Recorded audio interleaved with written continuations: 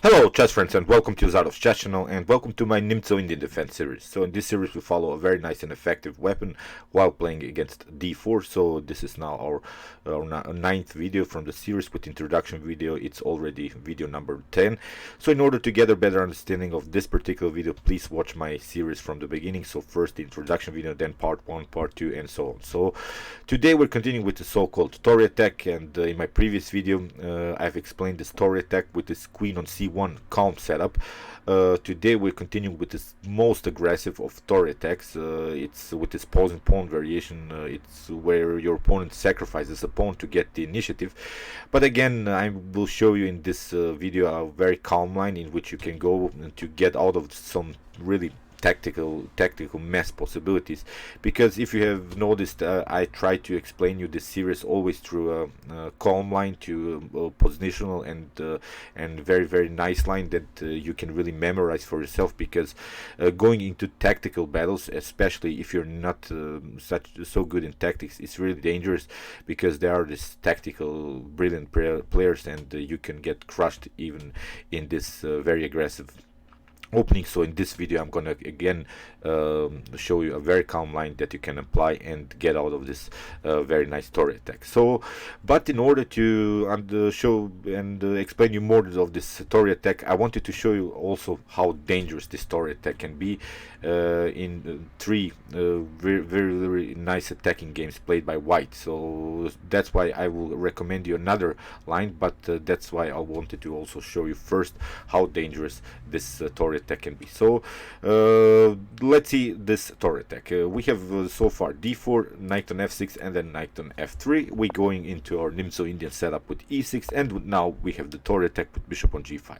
In my previous video I have recommended also here this move c5, and after e3 queen on b6. In our last video we did this queen on c1 calm line. But in this variation white will try knight from b to d2, and he'll sacrifice this pawn on b2. Here after queen on b2 we have bishop on f6. So this is now our white's main idea, to have this double pawn situation here on f7 and f6. White is a pawn down, but black has a weakened pawn structure in front of the king, and it's really hard to even castle here, because there is always there are always tactical possibilities here with the potential bishop on d3 moves, and here on this square h7. So here after bishop on d3 there is this, it's not a mistake, but this is a line that I'm not recommending you here to play the move d5, because after rook on b1 you have this potential queen on c3 move, and again after castling this is now a very natural move, it seems at least so, but it's really a mistake, because here your opponent can try bishop on c4. If you take d takes c4, then knight on e4 is very dangerous. After queen on a5 now we have knight on f6. After king on e7, here it's even a possibility to sacrifice the knight here with knight on e5. If you take the knight on f6, then queen on f3, and taking here on f7 is very dangerous.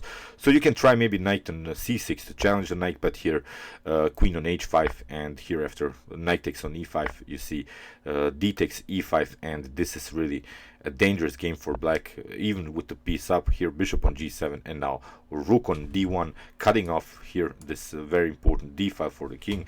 Here you can try maybe h6, but now rook on rook on b7, very dangerous, and this is basically resignable, because you have to take, and here the immediate threat is rook takes on d7, and in the next move we can take out also this f7 pawn, and it would be checkmate. So all of these games that I'm explaining you will be in the description below, so you can analyze this tactical variations of this Torre attack. Here is another game that I wanted to show you. Again we have this same position, but in this particular move order, again here I wanted to point you out, here again black took this poison pawn on b2, and here after bishop on d3 we have again this weak move, I think, the move d5. Here c4 can be also played. There is this line in which maybe you can play something like, I don't know, bishop on e7, but now after c takes d5 you see e takes d5. is now weakening the pawn structure in front of the king too much. Now you have only this 3 pawn islands, and you see this, because you have pushed this d5 pawn, it was really a possibility for white to push the c4, although with the pawn down, but still we have an endangered queen with rook on b1 possibilities, and still you have to decide what to do in the center. Your king is still in the center, and if you castle here on the king side, then this bishop is really dangerous. When the queen gets activated, maybe also through the light squares, you would get even checkmated here on h7. So castling on the queen side in this position is also dangerous because of this open b file. The c file can also be open, so castling queenside is also dangerous, very dangerous here. So that's why here again, after this d5 move, I think this is a long-term weakness. So let's see another game in which white really crushed black in the story attack after the move d5. So this is not my recommendation here how to play the Nimzo-Indian. Here you can try queen on c3 attacking the bishop, and bishop on e2. You can try d takes c4, not allowing white to take here on d5, then castling again, sacrificing a pawn, but now knight on c6, and here you see again this same tactical motif with knight on e4 and then knight on f6. Because the queen is too far away from the defense of the king, the bishop hasn't developed so far. Here queen on a5, and now d5 is also very dangerous, not even to take immediately here the pawn on f6. Here you can try knight on b4, but now bishop on c4. You see how white activates now all of the pieces in the attack. You still have the king in the center. You can try b5, but now comes this tactical motif, knight on f6. We have king on e7, and now again knight on e5 with the preparation to play queen on f3. Here black took on f6, but now queen on f3. Here queen takes on f7. You can try king on d8, but now after rook on d1, this game was simply lost for black, because we can now finally open the d file. The king is endangered, doesn't have any good squares to escape, so this was game over. So let's see now another game again after this queen on b2, bishop takes on f6, and g takes f6 idea to weaken your pawn structure in front of the king. Here bishop on d3, again this d5. So rook on b1, queen on c3, and again comes this move c4. This is again the same mistake that black is doing here. After bishop takes on c4, we have d takes c4, and again knight on e4. We have again knight on f6, king on e7, and again this tactical motif, knight on e5, and here queen on h5 was played. Now there is also this threat to maybe play something like knight on the g6, or taking the queen with the check and take also the queen on a5. That's why knight takes on e5 was played by black. We have d takes e5, bishop on g7, but now the queen comes into the game to this very dangerous dark squares. Here we have queen on e5, but now very tricky move, the double check here, knight on g8. The king has to go here on the d file, and now rook comes into the game, rook on d1. Here king on c5, but now queen on e7. We have king on c6, and now queen on e8. We have king on c7, and now a very tricky move, queen on d8, king on b8, but now rook on d7.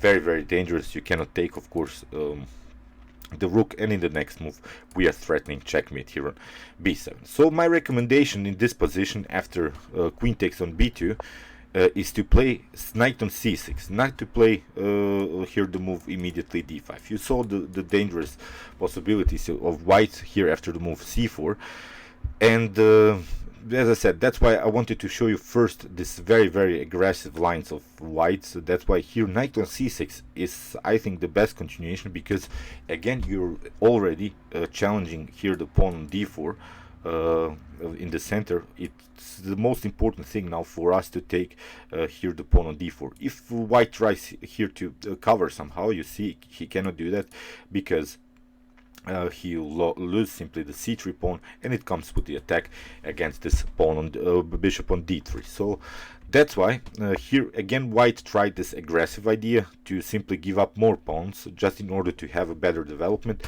But my recommendation is simply to take knight takes on d4. We have rook on b1 attacking the queen. You can simply take knight takes on f3. It comes with a check, of course. After queen takes on f3, we have now queen on d4. And now you have to play the next moves really accurate. But basically this is a good position for black, because we have the bishop pair. We have an open position, although we have an endangered king. But now, after taking the central pawn, we have maybe the possibility to improve the position with the move d5. Still, you have to be careful, but I think this is really a better position than this other one with the immediately d5 move.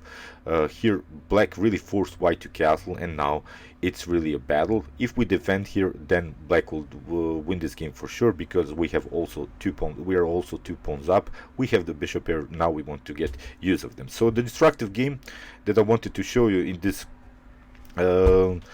variation, it's a game played by Mark Hebden against T. Fyodor, and this game will also be in the description below, so you can analyze the whole game. So all of this, as I said, all of these games that I'm using in the video will be then you can analyze them for yourself. Here, after queen on d4, we have rook on e1, of course getting the rook on the same file like the king. The black king is really a little bit endangered, but now after bishop on e7, we're covering also this f6 pawn, and now white tries a very dangerous attack with knight on c4, with the preparations somehow maybe to get this knight on d6 and force black to trade off this bishop on e7. Queen on c5 was played. We have rook on b5, but not a problem. Queen on c6. Again, I'm pointing out, if we simplify the position here, so one of these ideas can be, of course, to trade off the queens, to get rid of the queens. Now a simplification would be perfectly fine for white with the bishop pair without the queens on the board. It will be a completely winning endgame here for black. So that's why queen on e2, we have queen on c7 improving the position. We have rook on h5, b6, now finally getting the bishop into the game. It's really a natural move, because we want to play, of course, bishop on b7, something like rook on c8. But the problem is, we'll probably have to stay with the king in the center, which can be a problem. But don't be so scared. I think this is really playable. You have to see like tactics in the next 2-3 moves.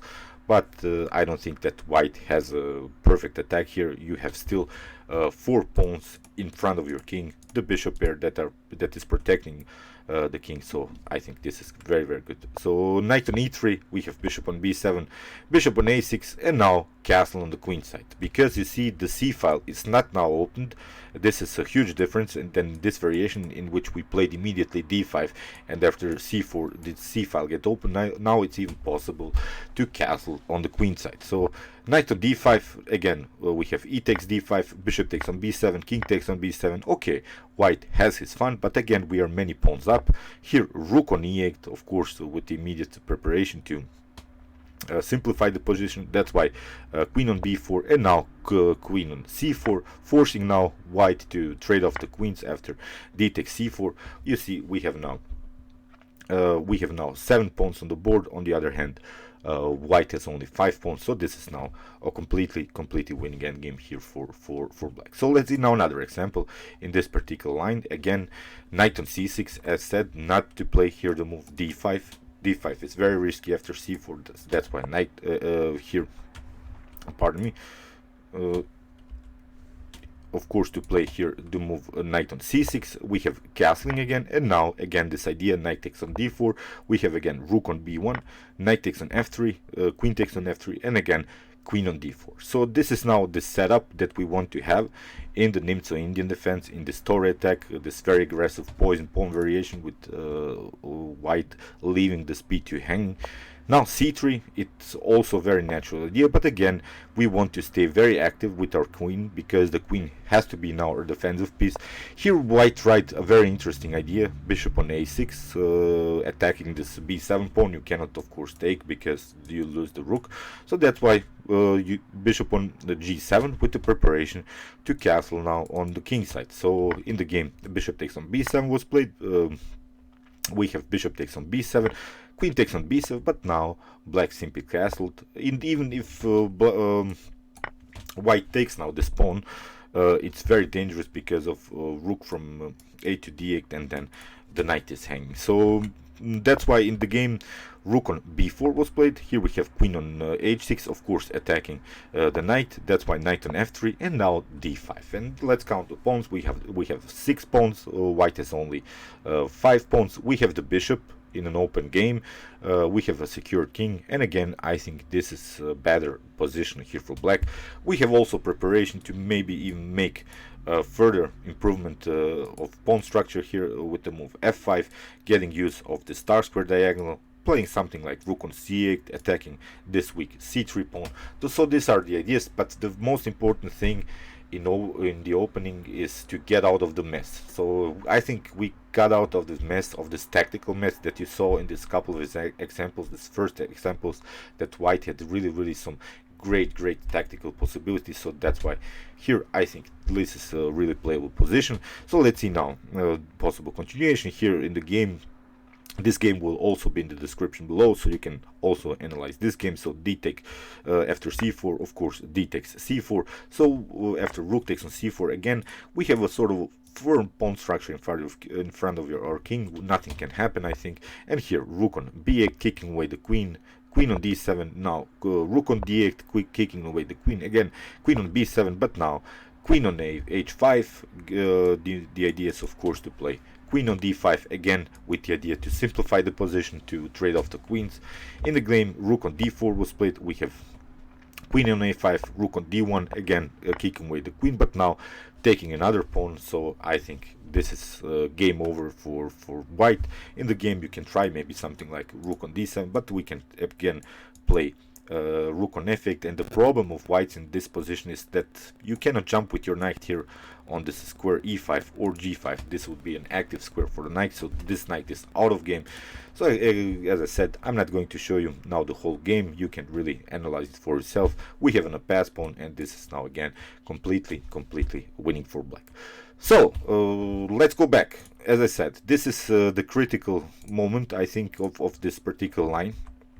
So in this position, not to play here the move d5 or something that weakens your pawn structure too much. Here, I think the best move is to play knight on c6. First, of course, you can take here c takes d4, e takes d4, and now knight on c6 is the move.